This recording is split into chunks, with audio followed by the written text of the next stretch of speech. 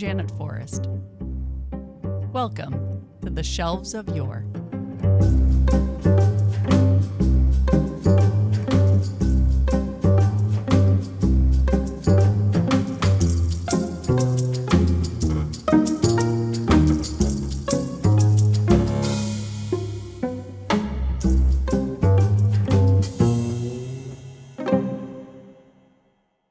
To wrap up this season, Reference Library Associate Jim Borzilleri and I thought we would select a few volumes from the 1900 catalog that offer a sampling of what kind of books were available in the collection. We had planned to do just one episode, but as you will learn next week, our friends Sarah Woolsey and Helen Hunt Jackson really deserve an episode of their own. So stay tuned for that.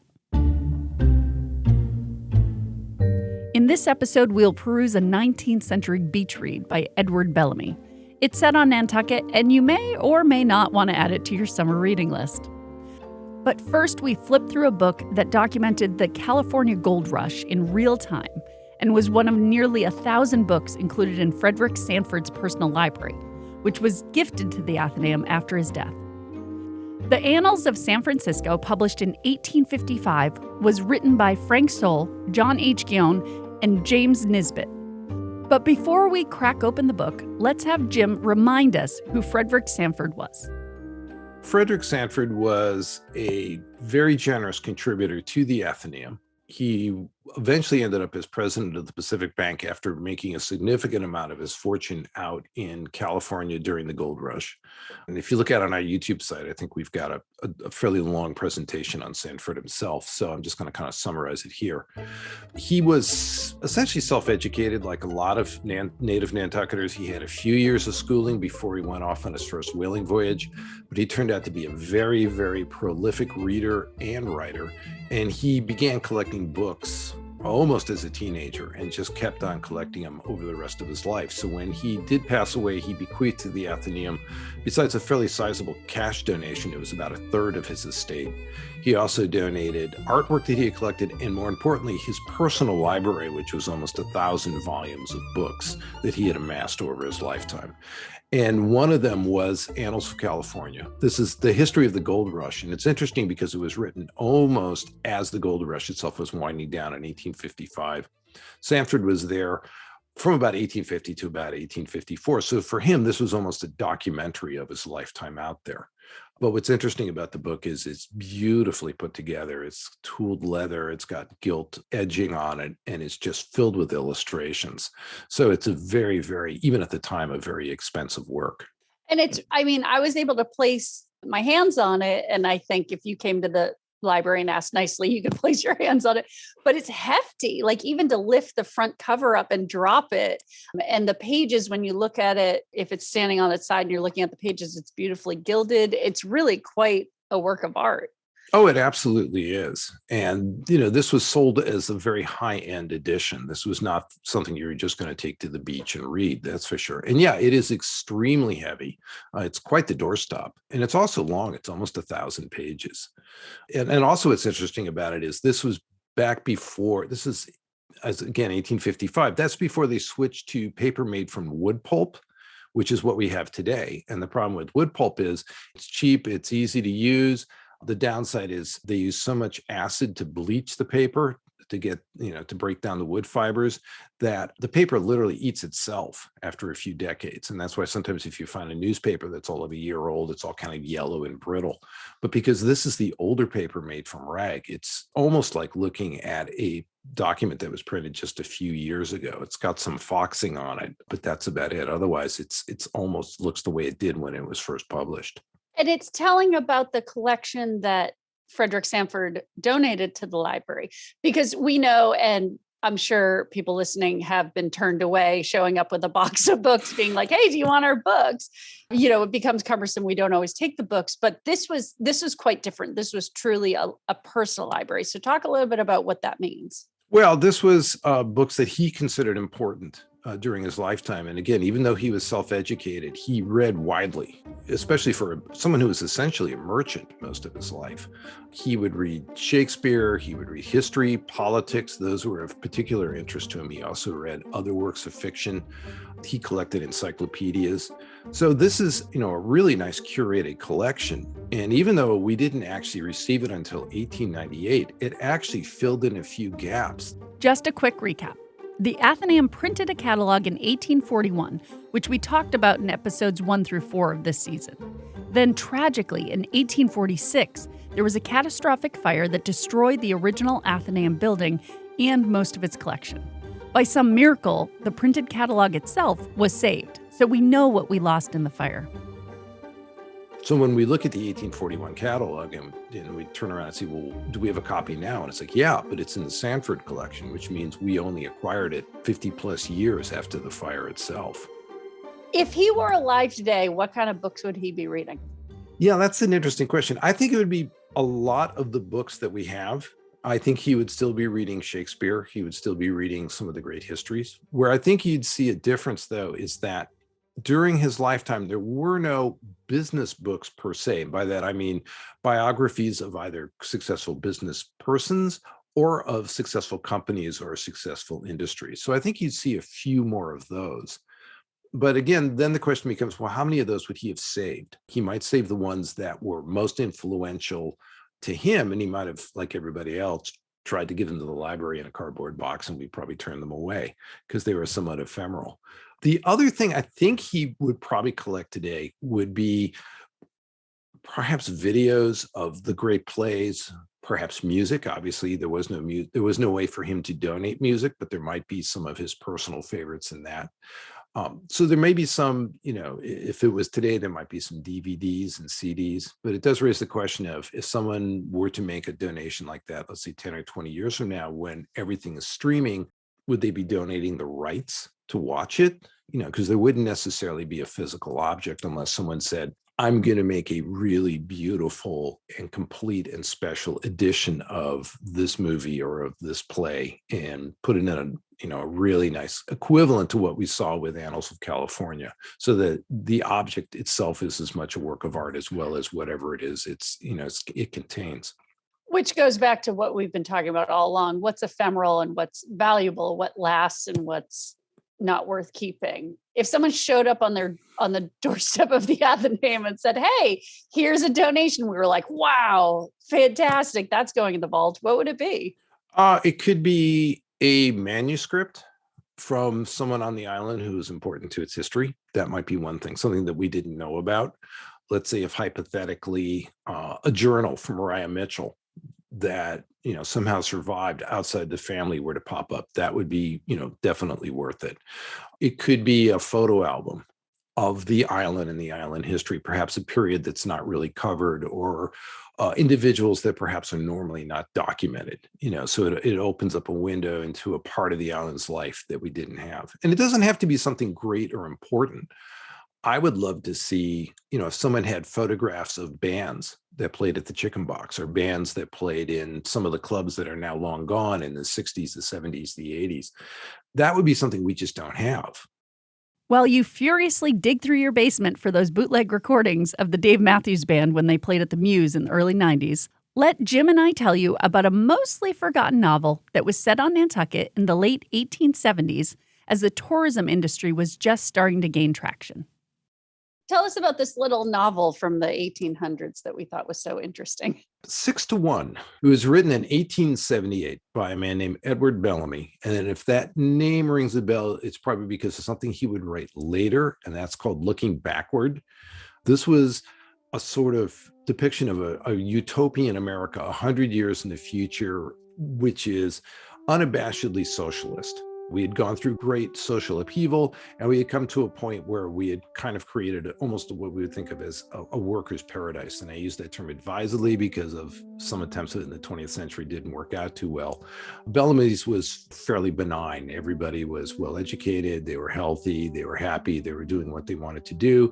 But the plutocrats and the Gilded Age had been pretty much obliterated. And so now most of the wealth, had been kind of pushed down. And if you think of what Harriet Martineau was attempting, It was kind of in that direction, only this involved sort of the transfer of the ownership. There was very little private property in Bellamy's utopia, but that would come later.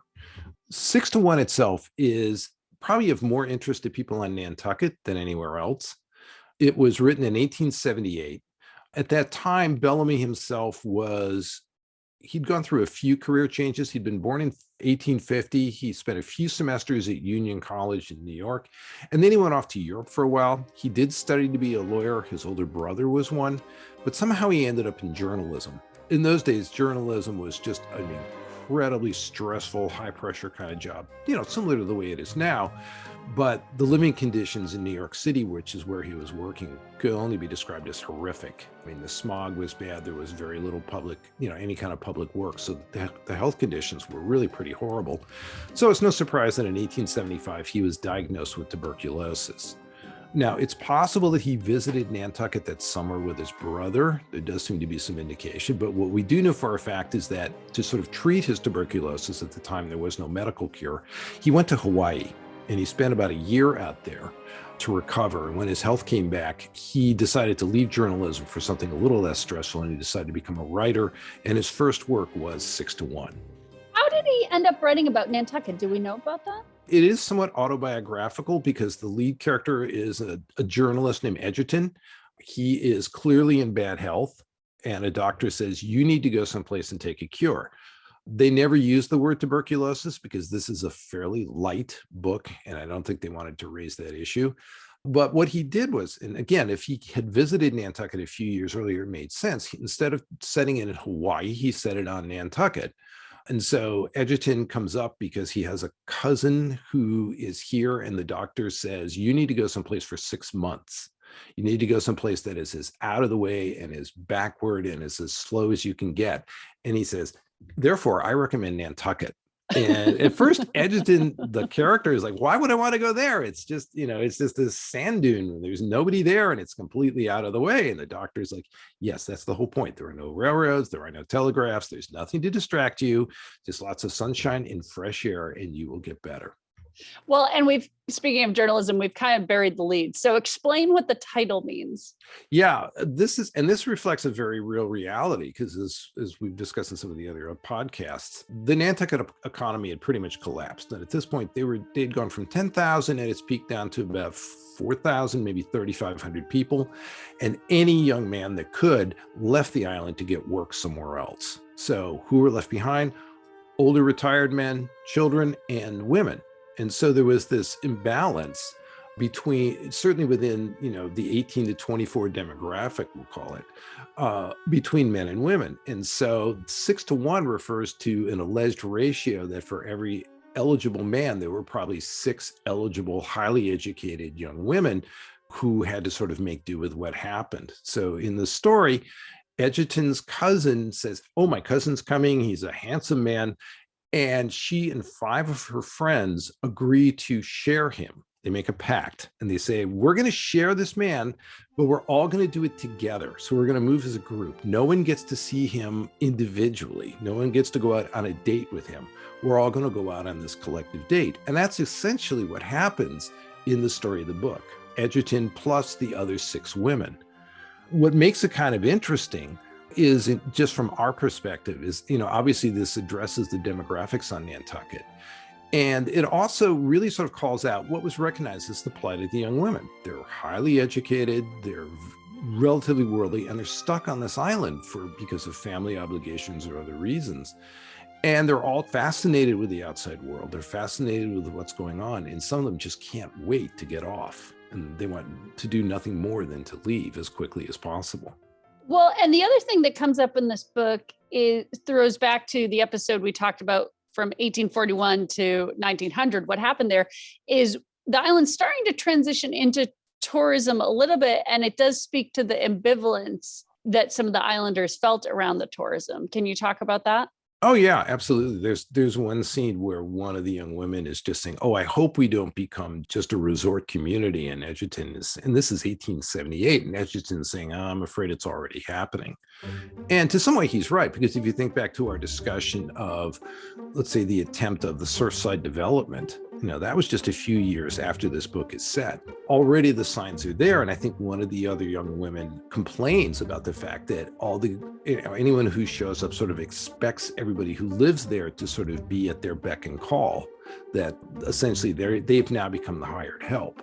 And, obviously some of these women resent it. Well, and also more than that, they show up and they get to play being a Nantucketer. Yes. for when the weather's nice for a few months or a few weeks. And then, the rest of the year, I think the feeling was, well, this is our lives. We're not playing. This is who we are. We're not Disney characters dressed up in a suit. Yeah, but that's sort of how they're viewed as. If you ask, and there's a quote somewhere about, well, what do people do when they go to Nantucket? And they say, well, what they're going to, when they think of Nantucket, they think of blue fishing, because that was a big thing, sailing, going to the beach, not necessarily swimming, but they might do that, as well as what they called squantums, which is what we would call clam bake. And so those were sort of, when they thought of Nantucket at all, that's sort of how they thought of the place. This is a little bit of a beach read. It is interesting to look and see what he had to say about the island. There's a sense of place when you're reading it. Mm-hmm. Whether it's accurate or not, we could argue about. What do you think the value of it is today if someone were to pick up this book and read it? Well, I mean, it's at the time they would call it a pleasant idyll, IDYL. And that's really what it is. It is a beach read. As you said, it's a fairly quick book. It's fairly light. It really focuses on the relationship between Edgerton and the 6 young women. There are almost no other adults that are depicted. Everybody else is kind of off stage. So you're sort of seeing everything in terms of their relationship. And I think they're just moments that are kind of interesting. Some things, as you said, the accuracy is a little debatable, even though even at the time it was kind of, after it came out, even people that liked it said, well, he made it sound as if there were no trees on the island. Absolutely, there were trees. He made it sound as if he was the only one here. In reality, there were several hotels that were open and were really doing quite well. The one thing that struck me was he describes the Sconset Road, and he says it's basically a tangle of ruts. And I think he says basically 1,000 feet wide, because the land is so cheap. If there's a rut, you just go around it. And then if that one gets deep, you go around that one. And suddenly you've got this spaghetti of ruts that are just stretching across this broad landscape because the land is worthless. It doesn't really matter. The DPW is doing substantially better than they were in the They are 1870s. doing, yeah. But if you go back, there are photographs, and there's one of a guy standing in a rut, and I think it comes up almost to his knees. I mean, it's incredibly deep. I don't know if he's right about. I think he described it as a furlong, but I don't know if it's really 1,000 feet wide. But that would be considerably wider than the Sconset Road today, even with a bike path. So people would have been in carriages on horses, yes? Correct. And maybe bicycles, perhaps? Probably not then. And bicycles probably wouldn't work on those kind of roads because nothing was paved, except for the cobbles. And we all know what that's like. And this was before the railroad, because the railroad wouldn't come to, Correct. I think, like 1890 or something. Was a little earlier. Yeah. It'd be about, Yeah. It was imminent. Yeah. But he, again, he was sort of setting a mood. So he made it sound like there was like no trees on the island. It was absolutely deserted. But he did note some things that were correct. Houses were being taken apart bit by bit and taken over to the mainland where they had more valuable. That was absolutely true. So, there's enough truth in it that it's a pleasant read. And the parts that aren't totally accurate, it doesn't really detract from it. I would say it's worth opening it just to see that engraving. Oh, yeah. This guy in the boat. Oh, he has quite a mustache, and it's even commented in the boat. He has, in the book that he has this magnificent mustache. And when you see the pictures of Bellamy himself, he did have quite the handlebar mustache. As light as it is, and it is fun. The other thing I should point out, and this is sort of a contemporary analysis, but it really flunks the Bechdel test. I mean, this is like when the women are talking, they all have individual personalities, but they're basically talking about either the absence of men or how they're going to keep Edgerton in line, because they don't want him getting any independent thoughts before the summer's over. They just want to be able to, they want to keep him on the straight and narrow. And underestimates the women who would have been probably pretty well read and educated and have their own interests. Yeah, and that was one of the other criticisms, because one of the characters, they don't give her age specifically, but I think she's around 20. And, it says that she's never been off island. So Edgerton has to describe a river to her because she's never seen one. And one of the criticisms, even at the time, was no, everyone's been off island at least once. They know what a river is. But it's a fun beach read. Next week, we will wrap up season 2 of the Shelves of Yore with 2 fascinating women who were not only successful writers, but lifted each other up in the publishing industry at a time when women could use all the help they could get.